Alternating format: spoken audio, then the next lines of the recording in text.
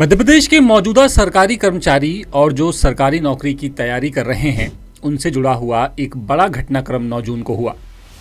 दरअसल मध्य प्रदेश में काफी दिनों से इस बात की चर्चा हो रही है कि सरकार 2 बच्चों वाली पॉलिसी पर कोई बड़ा फैसला ले सकती है। इसी के मद्देनजर 65 साल बाद मध्य प्रदेश सरकार ने सिविल सेवा नियम बदलने का ड्राफ्ट जारी किया था। लेकिन जैसे ही ये ड्राफ्ट जारी हुआ, हंगामा शुरू हो गया और सामान्य प्रशासन विभाग को सुझाव की लिंक हटानी पड़ी। दरअसल जो नया ड्राफ्ट सिविल सेवा नियम जारी हुआ था उसमें 2001 से चली आ रही 2 बच्चों की शर्त को बरकरार रखा गया था और इसे लेकर सामान्य प्रशासन विभाग ने 15 जून तक सुझाव भी मांगे थे। लेकिन इसके पहले ही लिंक हटा ली गई और लिंक हटाने के पीछे वजह है सीएम मोहन यादव की नाराजगी। जैसे ही मामला सीएम के संज्ञान में आया, मुख्यमंत्री ने 2 बच्चों वाला प्रावधान हटाकर नया ड्राफ्ट जारी करने के आदेश दिए। बता दें कि 10 सूत्र पहले ही इस मुद्दे को उठा चुका था। इसी को देखते हुए सरकार ने फैसला किया कि नए सिरे से मध्य प्रदेश सिविल सेवा नियम बनाए जाएं। जीएडी के अपर सचिव अजय कटेसरिया ने 4 जून 2026 को एक सार्वजनिक सूचना जारी की थी। इस सूचना में जो बताया गया वो भी जान लीजिए। कहा गया कि मध्य प्रदेश सिविल सेवा नियम 2026 का मसौदा तैयार किया गया है। 15 जून 2026 तक नागरिक और कर्मचारी संगठन अपने सुझाव और आपत्तियां gad.mp.gov.in पर भेज सकते हैं।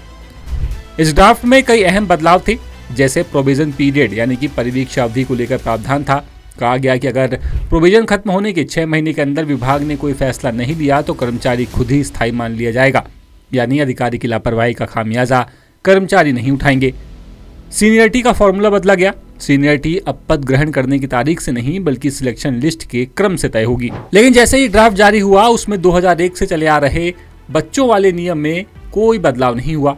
26 जनवरी 2001 के बाद जिस उम्मीदवार के 2 से ज्यादा जीवित बच्चे हों वो सरकारी नौकरी के लिए अपात्र होगा। यहाँ तक कि जुड़वा बच्चों के मामले में भी कोई राहत नहीं दी गई थी। ये नियम दिग्विजय सिंह की सरकार के वक्त लागू हुआ था। बता दें कि पिछले साल जीएडी ने इस शर्त को हटाने का प्रस्ताव बनाया था। सीएम की सैद्धांतिक सहमति भी थी, लेकिन नए ड्राफ्ट में सरकार पलट गई। जबकि राजस्थान और छत्तीसगढ़ में ऐसा नियम हटाया जा चुका है। और विवाद सिर्फ इतना ही नहीं था, ड्राफ्ट में यह भी प्रावधान था कि किसी उम्मीदवार के खिलाफ कोई आपराधिक मामला पेंडिंग है तो अंतिम फैसला आने तक उसकी ज्वाइनिंग रोक दी जाएगी। इस मामले में मंत्रालय अधिकारी कर्मचारी संघ ने कहा कि देश में झूठी एफआईआर दर्ज करवाना आसान है और कोर्ट के फैसले आने में कई साल लग जाते हैं। ऐसे में निर्दोष उम्मीदवार भी लंबे वक्त तक नौकरी से दूर रह सकता है। विवाद बढ़ा तो मुख्यमंत्री ने खुद संज्ञान लिया और निर्देश दिए कि मौजूदा प्रारूप को तुरंत पोर्टल से हटाया जाए।